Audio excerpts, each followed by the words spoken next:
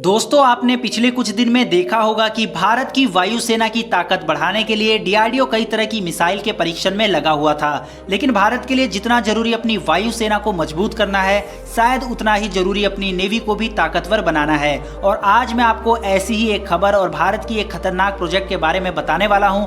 यकीनन इस प्रोजेक्ट के बाद भारत समुद्री ताकत में वो एशिया पर राज करेगा।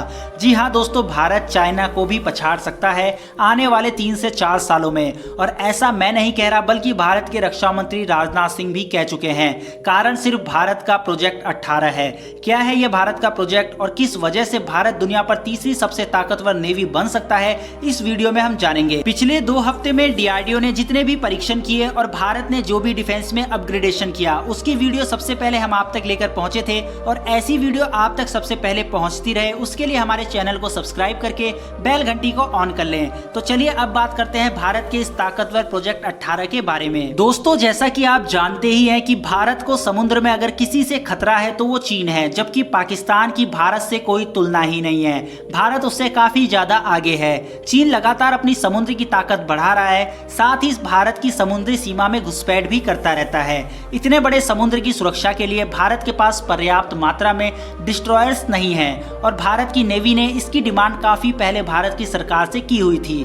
लेकिन इतने साल इस प्रोजेक्ट के रोकने के बाद आखिरकार इस प्रोजेक्ट को मंजूरी मिल गई है और पूरे 50,000 करोड़ रुपए का फंड भारत की सरकार ने मंजूर किया है। इस प्रोजेक्ट के तहत भारत 6 नए और stealth next generation destroyer make in India project के तहत बनाएगा। इस प्रोजेक्ट की खासियत बताने से पहले एक बार मैं भारत की सरकार को इस प्रोजेक्ट की मंजूरी के लिए धन्यवाद करता हूं। लोग कितना भी क्रिटिसिज्म कर लें, लेकिन यह सच है कि भारत की सेना की शक्ति में मोदी गवर्नमेंट के आने के बाद काफी ज्यादा इजाफा हुआ है। चलिए अब बात करते हैं प्रोजेक्ट 18 की खासियत के बारे में। तो दोस्तों, भारत के पास जो पहले से ही कुछ डिस्ट्रॉयर्स हैं, जैसे कि INS Calcutta, INS Rajput, INS Visakhapatnam और भी भारतीय navy 11 guided missile destroyer operate करती है। लेकिन प्रोजेक्ट 18 में जो डिस्ट्रॉयर भारत बना रहा है वो इससे 2 गुना ताकतवर रहेंगे। इन डिस्ट्रॉयर के अंदर भारत अपना ब्रह्मास्त्र और दुनिया की सबसे तेज सुपरसोनिक मिसाइलों में से एक ब्रह्मोस को इंडक्ट करेगा।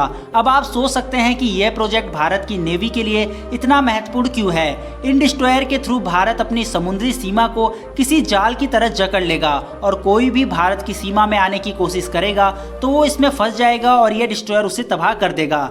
इन डिस्ट्रॉयर में केवल यही एक खासियत नहीं होगी, बल्कि इसमें स्टेल्थ टेक्नोलॉजी को भी इंडक्ट किया जाएगा, जिससे दुश्मन का रडार इसे पकड़ ही ना पाए। साथ ही इसमें इस तरह की गन को इंडक्ट किया जाएगा जिसकी रेंज ही करीब 350 किलोमीटर तक रहेगी। इसको डीआरडीओ अपनी लेबोरेटरी में बना रहा है। यह एक इलेक्ट्रोमैग्नेटिक गन होगी। इसके साथ ही इसमें लेजर गाइडेड वेपन भी लगा होगा, यानी कि एक हथियार और उसको ताकत प्रदान करने के लिए इतने ब्रह्मास्त्र लगे होंगे।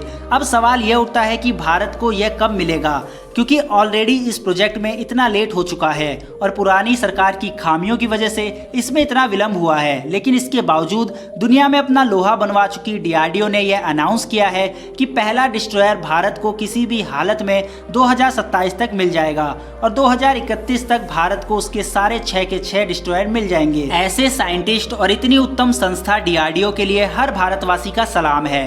भारत के लिए यह महत्वपूर्ण समय चल रहा है। ऐसे में हमारी डीआरडीओ हमारी ताकत बनकर उभरा है। अगर दोस्तों आपने यह वीडियो यहाँ तक देखी है तो कमेंट में जय हिंद अवश्य लिखिएगा, क्योंकि आपके जय हिंद से मुझे बहुत मोटिवेशन मिलता है। साथ ही आपकी एक ललकार से दुश्मन के पसीने छूटते हैं। हमारी वीडियो आप तक पहुंचती रहे, उसके लिए वीडियो के नीचे सब्सक्राइब बटन को दबाकर बेल घंटी को ऑन कर ले। अभी के लिए मुझे दीजिए इजाजत, फिर मिलेंगे डिफेंस से जुड़ी एक और खबर के साथ। धन्यवाद, जय हिंद।